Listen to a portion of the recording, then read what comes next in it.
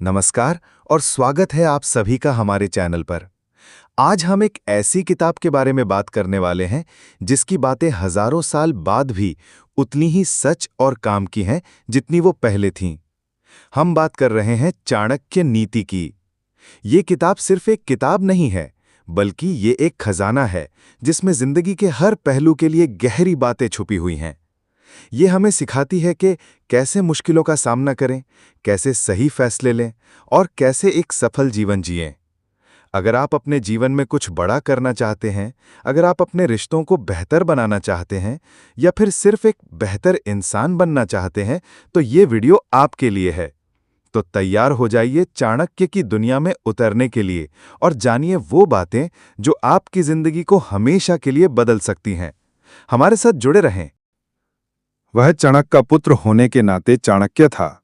उसकी चालें शत्रु की पकड़ में नहीं आती थीं, अत्यंत कुटिल थीं, इसीलिए उसे लोगों ने नाम दिया था कौटिल्य।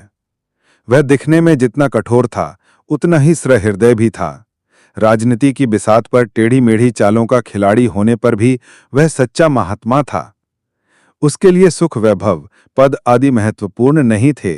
महत्वपूर्ण था देश का अखंड गौरव।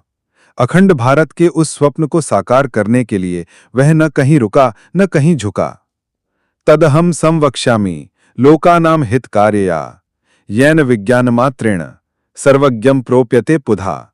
मैं लोगों की भलाई की इच्छा से राजनीति के उन गूढ़ रहस्यों का वर्णन कर रहा हूं जिन्हें जान लेने मात्र से मनुष्य सर्वज्ञ हो जाता है, अर्थात और कुछ जानना उसके लिए शेष नहीं रह जाता।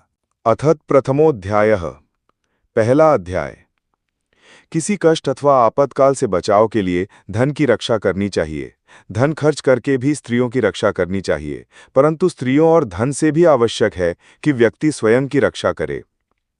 प्रणम्य शिरसा विष्णुम त्रैलोक्याधिपतिम प्रभुम नाना शास्त्रोद्धितम वक्ष्ये राजनीति समुच्चयम। मैं तीनों लोकों, पृथ्वी, अंतरिक्ष और पाताल के स्वामी, सर्वशक्तिमान, सर्वव्यापक परमेश्वर विष्णु को सिर झुकाकर प्रणाम करता हूँ। प्रभु को प्रणाम करने के बाद मैं अनेक शास्त्रों से एकत्र किए गए राजनीति से संबंधित ज्ञान का वर्णन करूंगा। प्राचीन काल से हमारी यह परंपरा रही है कि ग्रंथ की निर्विघ्न समाप्ति के लिए ग्रंथकार अपने आराध्य का स्मरण अवश्य करता है। इसे मंगलाचरण कहा जाता है। आचार्य चाणक्य ने भी सर्वशक्तिमान प्रभु विष्णु को नमन करके इस ग्रंथ की रचना की है। विदित हो कि श्री विष्णु पालन करता है और नीति का प्रयोजन भी मनुष्य और समाज को व्यवस्था देना है। चाणक्य ने अपने इस ग्रंथ को राजनीति से संबंधित ज्ञान का उत्तम संग्रह बताया है। इसी संग्रह को बाद में विद्वानों और जन सामान्य ने चाणक्य नीति का नाम दिया।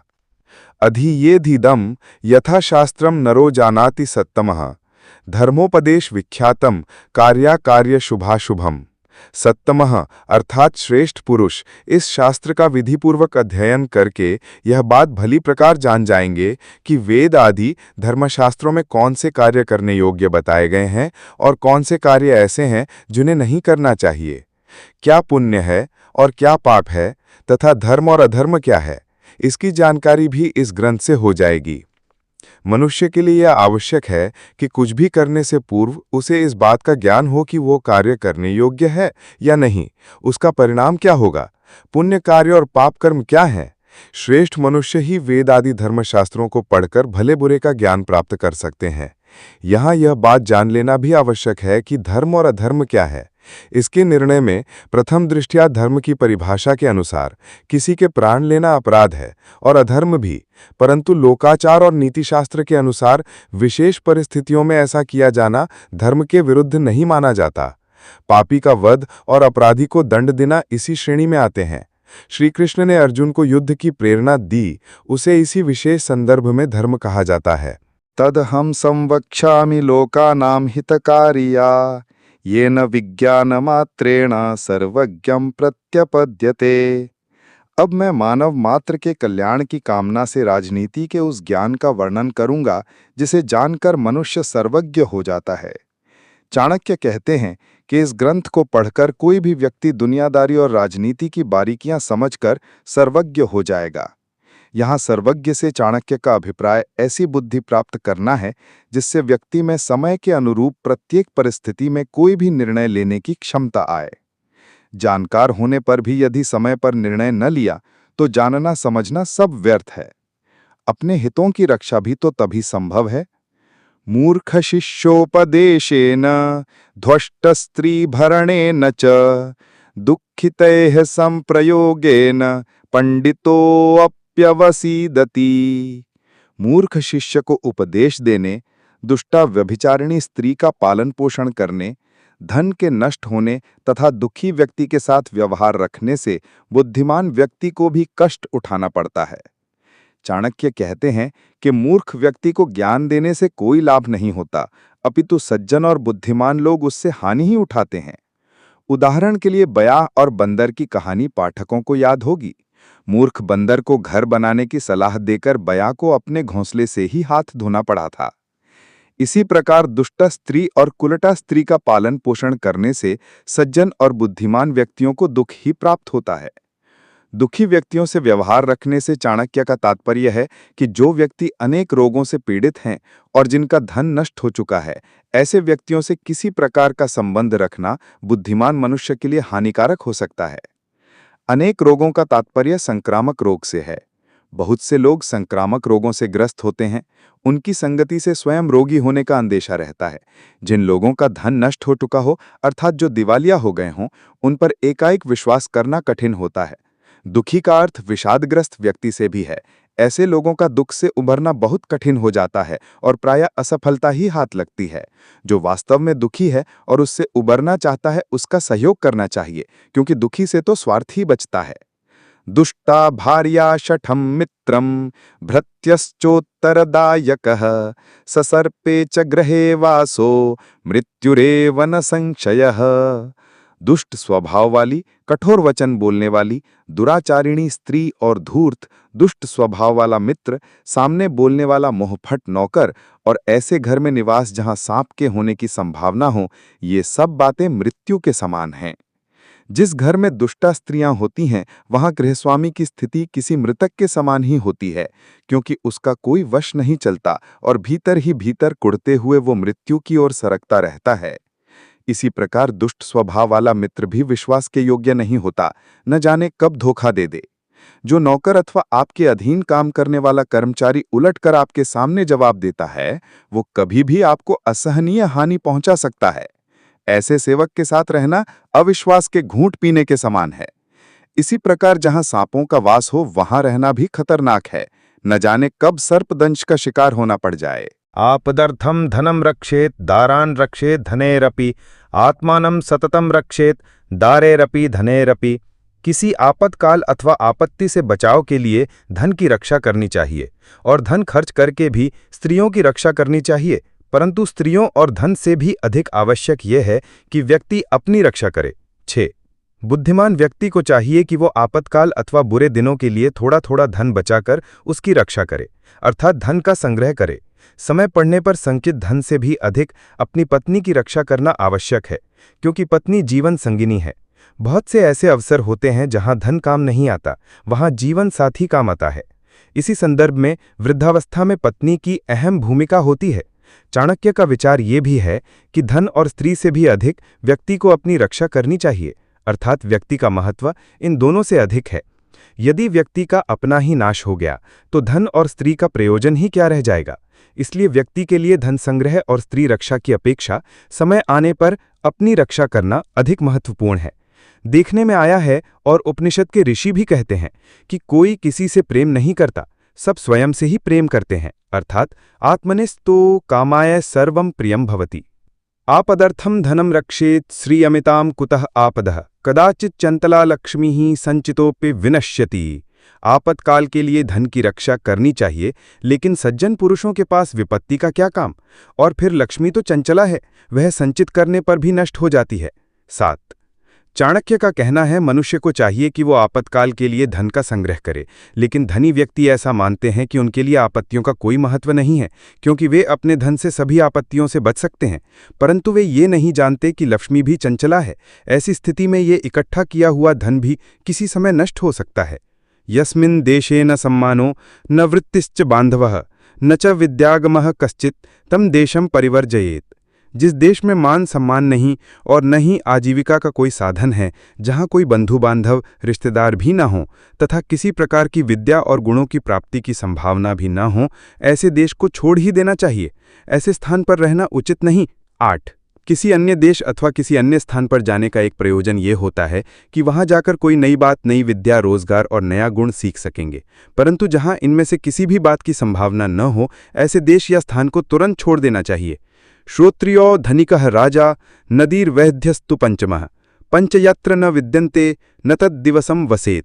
जहाँ श्रोत्रिय अर्थात वेद को जानने वाला ब्राह्मण, धनिक, राजा, नदी और वैद्य ये 5 चीजें ना हों, उस स्थान पर मनुष्य को एक दिन भी नहीं रहना चाहिए। 9. धनवान लोगों से व्यापार की वृद्धि होती है। वेद को जानने वाले ब्राह्मण धर्म की रक्षा करते हैं। राजा न्याय और शासन व्यवस्था को स्थिर रखता है।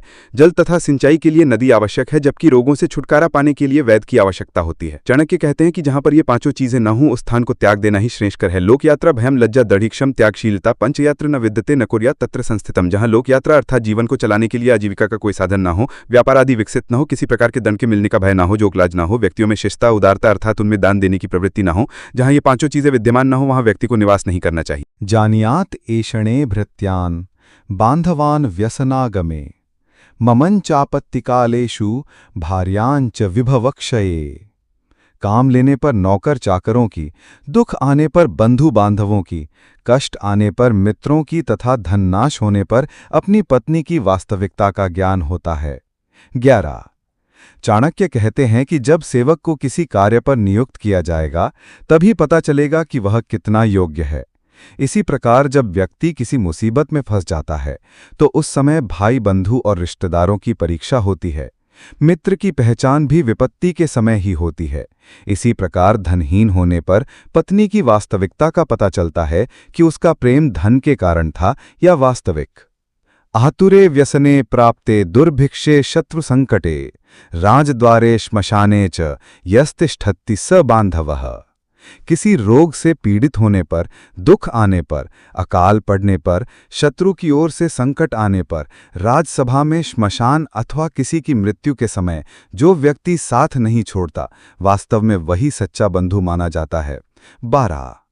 व्यक्ति के रोग शैया पर पड़े होने अथवा दुखी होने, अकाल पड़ने और शत्रु द्वारा किसी भी प्रकार का संकट पैदा होने, किसी मुकदमे आदि में फंस जाने और मरने पर जो व्यक्ति श्मशान घाट तक साथ देता है, वही सच्चा बंधु अर्थात अपना होता है।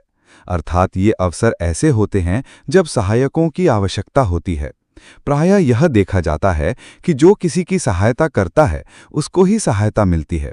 जो समय पर किसी के काम नहीं आता, उसका साथ कौन देगा। यो ध्रुवाणी परित्यज्य अध्रुवम परिसेवते ध्रुवाणी तस्य नश्यन्ति अध्रुवम नष्टमेव ही।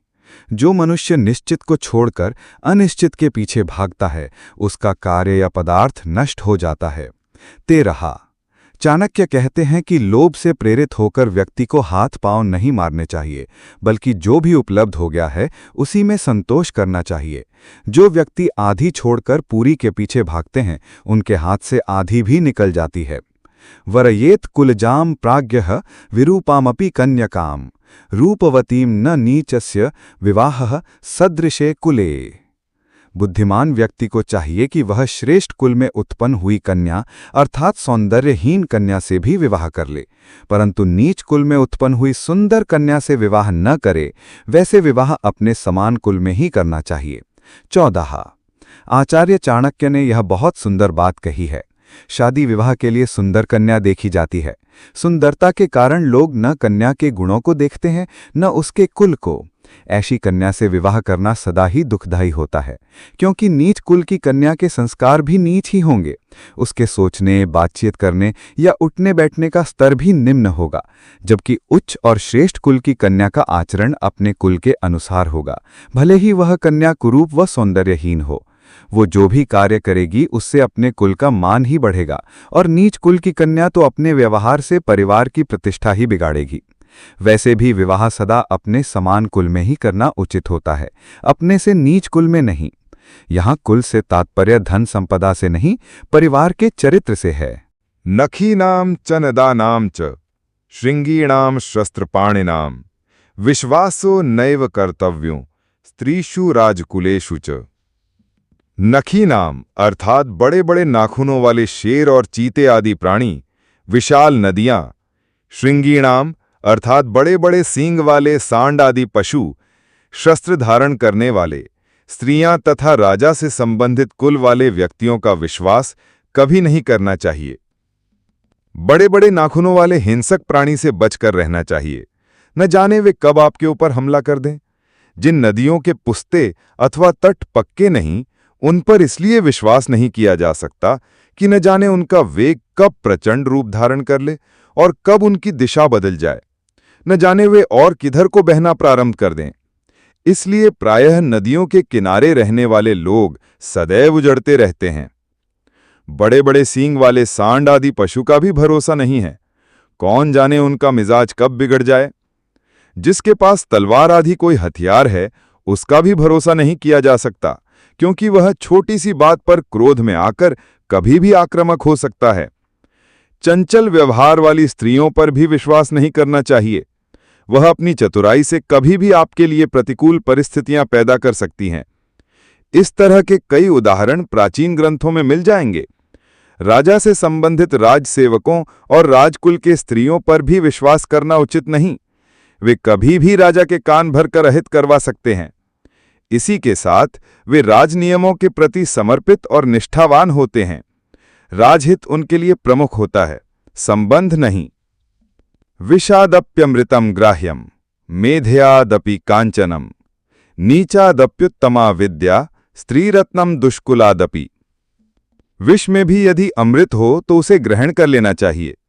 अपवित्र और अशुद्ध वस्तु में भी यदि सोना अथवा मूल्यवान वस्तु पड़ी हो तो वह भी उठा लेने के योग्य होती है। यदि नीच मनुष्य के पास कोई अच्छी विद्या, कला अथवा गुण है तो उसे सीखने में कोई हानि नहीं। इसी प्रकार दुष्कुल में उत्पन्न अच्छे गुणों से युक्त स्त्री रत्न को ग्रहण कर लेना चाहिए। इस श्लोक में आचार्य गुण ग्रहण करने की बात कर रहे हैं। यदि किसी नीच व्यक्ति के पास कोई उत्तम गुण अथवा विद्या है तो वह विद्या उससे सीख लेनी चाहिए। अर्थात व्यक्ति को सदैव इस बात का प्रयत्न करना चाहिए कि जहां से उसे किसी अच्छी वस्तु की प्राप्ति हो, अच्छे गुणों और कला को सीखने का अवसर प्राप्त हो, तो उसे हाथ से जाने नहीं देना चाहिए। विष में अमृत और गंदगी में सोने से तात्पर्य नीच के पास गुण से है। स्त्रीणाम द्विगुणम आहारो बुद्धिस्तासाम चतुर्गुणा साहसम षड्गुणम चाइव कामोह अष्टगुणम उच्यते। पुरुषों की अपेक्षा स्त्रियों का आहार अर्थात भोजन 2 गुना होता है। बुद्धि 4 गुनी, साहस 6 गुना और काम वासना 8 गुना होती है। इस श्लोक के द्वारा आचार्य ने स्त्री के व्यवहार का विश्लेषण किया है। बिना समझे कभी कभी प्रवृत्ति द्वारा ऐसी बातें आचार्य के मुख से निकल आती हैं जिसे कहने का अधिकार नहीं है। इस सत्य की जानकारी न होने के कारण, बल्कि व्यवहार में इसके विपरीत आचरण होने के कारण बालिकाओं और स्त्रियों को पुरुषों की अपेक्षा ज्यादा कुपोषण का शिकार होना पड़ता है। बुद्धि का विकास समस्याओं को सुलझाने से होता है। इस दृष्टि से भी स्त्रियों को परिवार के सदस्यों और उसके अलावा भी कई लोगों से व्यवहार करना पड़ता है। इससे उनकी बुद्धि अधिक पैनी होती है, छोटी छोटी बातों को समझने की दृष्टि का विकास होता है तथा विविधता का विकास होता है। आज के संदर्भ में इस क्षमता को स्पष्ट रूप से देखा जा सकता है। भावना प्रधान होने के कारण स्त्री में साहस की उच्च मात्रा का होना स्वाभाविक है। पशु पक्षियों की मादाओं में भी देखा गया है कि अपनी संतान की रक्षा के लिए वे अपने से कई गुना बलशाली के सामने लड़ मरने के लिए डट जाती हैं।